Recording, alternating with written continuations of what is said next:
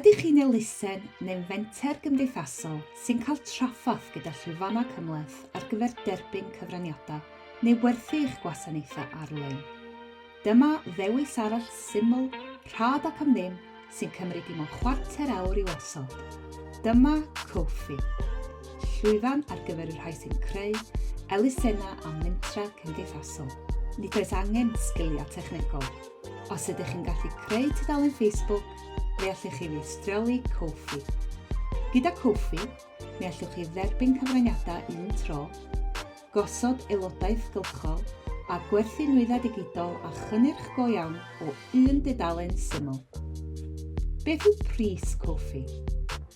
Nid yw Ko-fi yn cymryd cyfraniad o chryddiadau. Bydd eich achos yn derbyn pob ceiniog. Os ydych chi'n gwerthu rhywbeth fer eich tudalen, mae'n cael comisiwn o 5% sy'n llai na llwyfannau eraill. Fe allwch chi bersonoli eich tudalen i gyd-fynd â'ch brand ac yn ei rannu ym mhob man, eich gwefan, cyfryngau cymdeithasol neu gylchlythyrau. Mae'n cymryd llai nag awr i gwblhau eich cyfrif. Ewch i ko-fi.com, cofrestrwch gyda'ch e-bost, ychwanegwch eich logo a disgrifiad, cysylltwch eich PayPal neu Stripe, a rydych chi'n barod i gychwyn codi arian. Gobeithio'n eich bod yn barod i roi cynnig â ni.